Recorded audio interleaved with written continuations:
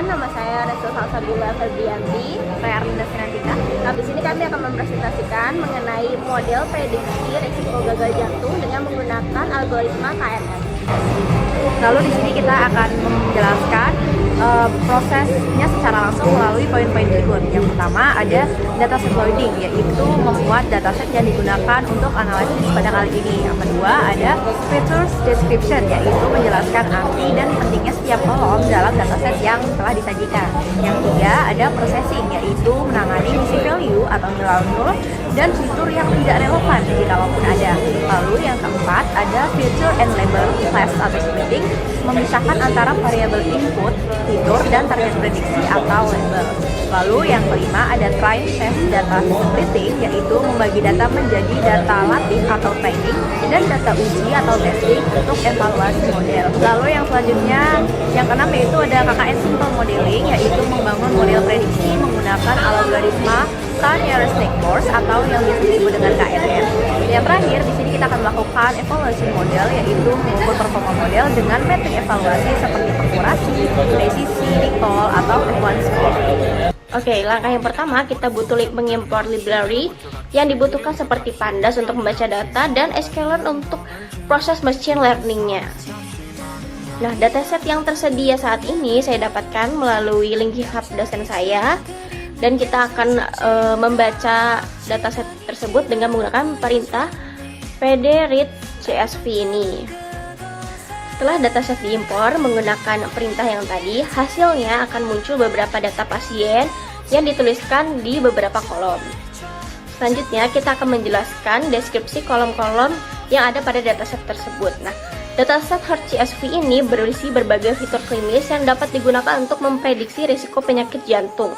Berikut adalah penjelasan untuk setiap kolomnya, yaitu yang pertama ada age atau usia pasien dalam tahun, yang kedua ada sex atau jenis kelamin pasien, angka 1 itu berarti laki-laki dan angka 0 berarti perempuan.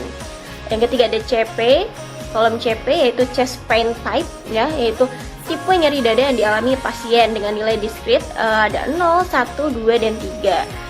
Angka 0 berarti tipikal angina, yaitu nyeri tipe dada tipikal. Angka 1 berarti atipikal angina, yaitu nyeri dada atipikal. Angka 2 berarti non-anginal pain, yaitu nyeri non-angina. Dan yang ketiga asimptomatik, yaitu tanpa gejala. Selanjutnya adalah kolom trace BPS, yaitu resting blood pressure atau tekanan darah istirahat dalam millimeter of mercury gitu. Selanjutnya ada kolom CHOL atau CHOL, yaitu kadar kolesterol serum dalam miligram per desiliter. Selanjutnya ada kolom FBS, yaitu fasting blood sugar, yaitu gula darah puasa kurang dari 120 mg dengan angka 1 berarti true dan angka 0-nya false. Selanjutnya ada rest stage, yaitu resting electrocardiographic result, yaitu hasil elektrokardiografi saat istirahat, yaitu nilai diskritnya ada 0, 1, dan 2. Angka 0 itu berarti normal, angka 1 berarti memiliki kelainan gelombang STT, yaitu intervensi gelombang T atau depresi ST kurang dari 0,05 mV. Yaitu angka 2, selanjutnya angka 2 menunjukkan hipertrofi vertikal kiri kemungkinan menurut kriteria Estes. Selanjutnya ada kolom THALAC, yaitu denyut jantung maksimum yang dicapai. Selanjutnya ada kolom SHANG, exercise induced angina, itu angina akibat olahraga dengan angka 1 berarti iya dan angka 0 berarti tidak gitu. Selanjutnya yaitu kolom OPIC, yaitu depresi ST yang diinduksi oleh olahraga relatif saat istirahat. Kolom selanjutnya ada slope, yaitu kemiringan segmen ST puncak saat olahraga dengan nilai diskrit 0, 1, dan 2. 0 berarti naik, 1 berarti flat atau datar, dan 2 itu turun. Selanjutnya ada kolom CA, yaitu jumlah pembuluh darah utama yang diwarnai oleh fluoroskopi. Selanjutnya ada kolom THAL, yaitu jenis kelainan darah yang disebut thalassemia dengan nilai diskrit 0, 1, 2, dan 3.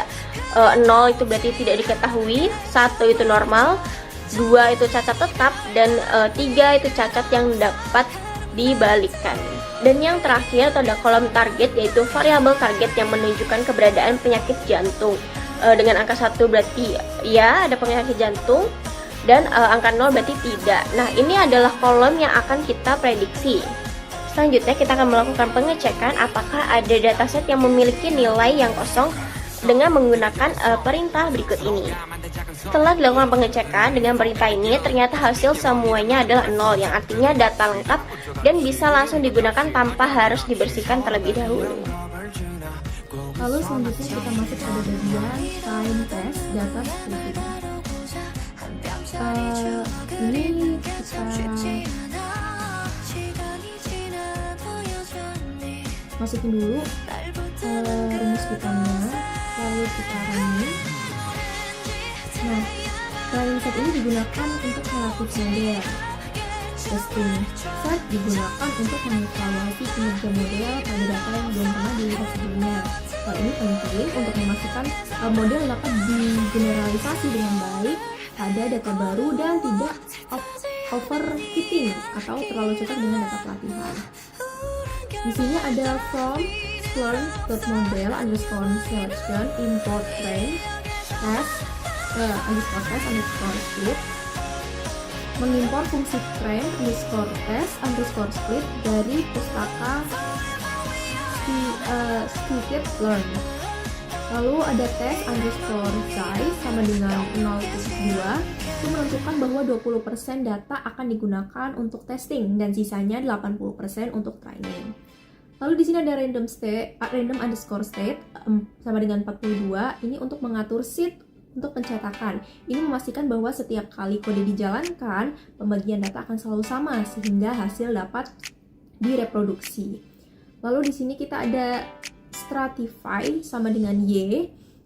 Ini penting untuk masalah klasifikasi. Ini memastikan bahwa proporsi kelas 0 dan 1 pada kolom target di training set dan testing set merupakan dengan proporsi di dataset asli. Ini membantu mencegah bias jika salah satu kelas sangat jarang.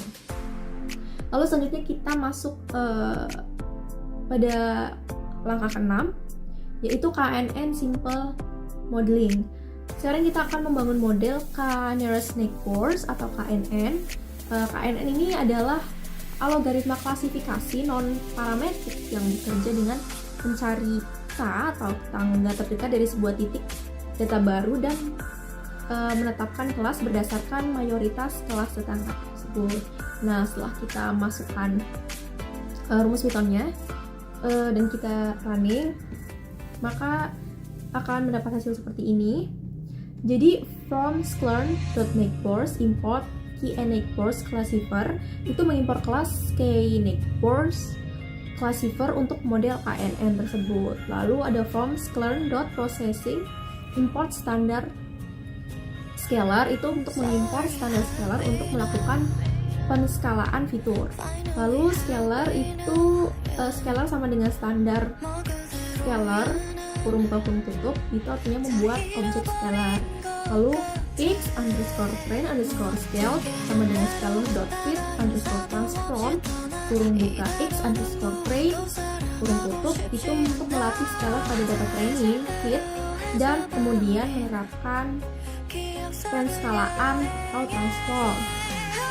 Nah, lalu pada bagian x underscore test underscore scale sama dengan scalar.transform kurung buka x underscore test kurung tutup, itu untuk menerapkan penskalaan pada data testing menggunakan scalar yang sudah dilatih dari data training. Nah, penting untuk tidak melatih ulang scalar pada data testing untuk menghindari sebuah kebocoran data. Lalu untuk KNN sendiri atau KNN sama dengan KNeighbors classifier kurung buka n underscore neighbors sama dengan 5 kurung tutup, ini menganalisis model KKN dengan n underscore neighbors sama dengan 5. Ini berarti model akan mempertimbangkan 5 tetangga terdekat untuk membuat prediksi. Lalu selanjutnya ada KNN.set kurung buka x underscore train underscore scale y underscore train, itu melatih model KNN menggunakan data training atau fitur is underscore frame underscore scale dan label y underscore frame. Lalu masuk pada y underscore tab sama dengan knn dot predict kurung buka x underscore test underscore scale, itu menggunakan model yang sudah terlatih untuk membuat prediksi pada data testing. Atau x underscore test underscore scale. Nah, lalu bisa dilihat kan muncul hasilnya seperti ini. Lalu selanjutnya masuk pada bagian kedua, yaitu evaluasi model. Nah, setelah model dilatih dan membuat prediksi, langkah terakhir adalah mengevaluasi seberapa baik sih kinerja model. Kita akan menggunakan beberapa metrik umum untuk klasifikasi. Nah, kita masukkan metrik evaluasinya, lalu akan didapatkan hasil seperti ini.